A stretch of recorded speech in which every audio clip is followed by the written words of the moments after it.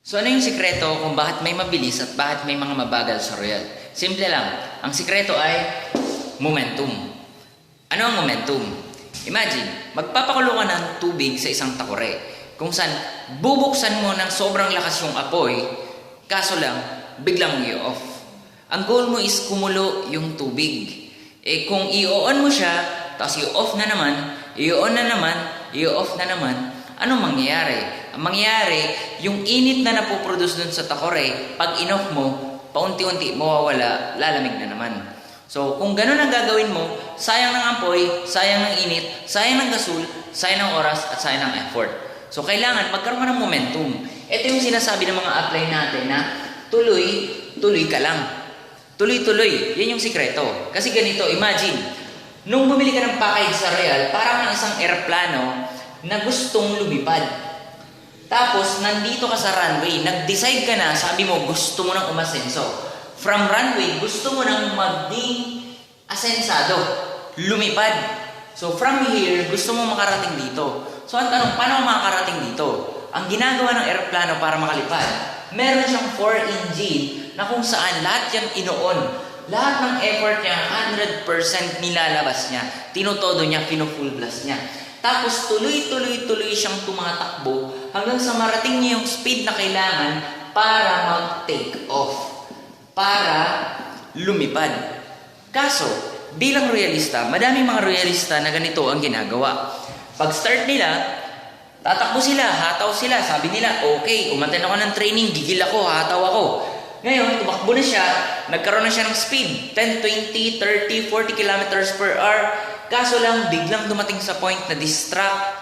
Pag na-distract, ano mangyari? Titigil, pahinga muna. So pag tumigil, balik na naman sa point na zero na naman ang speed niya, tapos umattend na naman ng training or naranasan niya na naman or naalala niya na naman yung importance sa paghataw. So hataw na naman siya. 10, 20, 30, 40, 50, 60, 70, 80, tapos biglang nagkaroon na naman ng bagyo or Christmas. So, nag-decide, relax muna, pahinga muna. So, ano nangyari? Tumigil na naman. Pag tigil na naman, back to zero na naman yung speed, takbo na naman hanggang tuloy na naman. Ano mangyari? Tigil, paulit-ulit nagkakaroon ng cycle na tuloy, tigil, lulubog, lilitaw. So, anong nangyayari? Madaming royalista ang umaasa na nayaman din sila, aasenso din sila sa negosyong ito. Pero, may possibility na maging sobrang tagal ng resulta mo kung hindi ka magkakaroon ng momentum.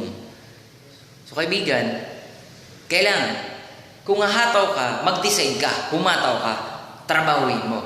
This 2017, sabihin mo sa sarili mo na sawa ka na, ayaw mo na magkaroon ng resulta kung kailan 2018 pa, kung kailan 2019 pa, or kung 10 years from now. Mag-decide ka sa sarili mo, this 2017, kung ngayon ako magkakaroon ng resulta. Seryosohin mo to, huwag kang tumigil hanggat di tapos ang trabaho mo.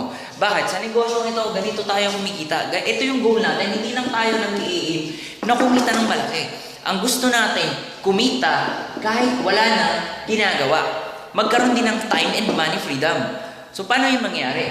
Di ba pag bili mo ng package, magkakaroon ka ng isang account at kailangan mong magkaroon ng grupo na gumagalaw dito sa left and right mo. So pag may naimbitang isa dito, hindi pa tapos ang trabaho mo dyan. Pag bili niya ng package, di pa yan gagalaw unless i-training mo yan, i-duplicate mo yan. Hanggat itong taong ito ay hindi pa kumikita sa sarili niyang mga paa, hindi mo pa masasabi na tapos na ang trabaho mo sa left group mo. And kailangan, sabay mo itong tatrabahuhin.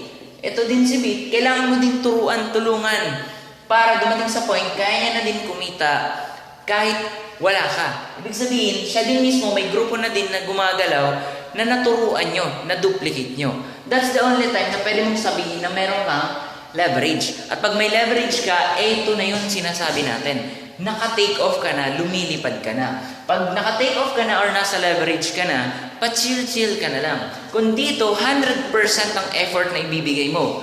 Dito, 2 engine na lang i-on mo. Pag-glide ka na lang. Siguro 10% na lang ng effort ang ilalabas mo dyan. Pero sobrang rewarding. Ngayon, kung ikaw ay mayaman na, mayroon ka ng 1 million, for example, madali na lang sa'yo magkaroon ng 5 million. Bakit? Yung mayaman, kaya niyan maging mas mayaman pa. Kasi meron na siyang 1 million. Somehow naka-take off na siya. Madali na lang sa kanyang lumipad. Yung 5 million, yung mas mayaman, madali na lang din yan maging sobrang yaman. Nakumita ng up to 75 million, 200 million. Bakit? Kung titingnan mo, yung mayaman, mas mayaman at sobrang mayaman, pare-pareho lang ang apelyido nila. Mayaman. Pero ito, ang apelyido nito, mahirap. So what I'm trying to say is, ang pinakamahirap talaga is yung 1 million kumpara sa 75 million. Kung titingnan mo, mas malaki amount nito. Pero ito kasi iba eh. Kailangan mo dito ng chemical change. Hindi lang pwedeng magbago lang yung pananamit mo. Hindi pwedeng basta may matutunan ka lang, pumasok, ma-memorize mo lang yan. Hindi sapat yun.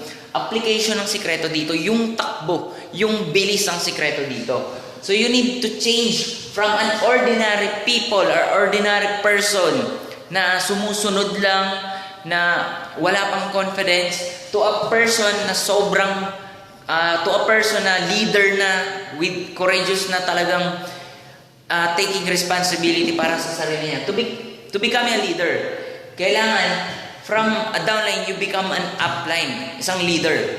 So because result or success is attracted by the person you become. So anong plano natin gawin this 2017? Ang gagawin natin this 2017 ay magkakaroon tayo ng tinatawag na 90 days momentum. So explain ko sa iyo ano tong 90 days momentum.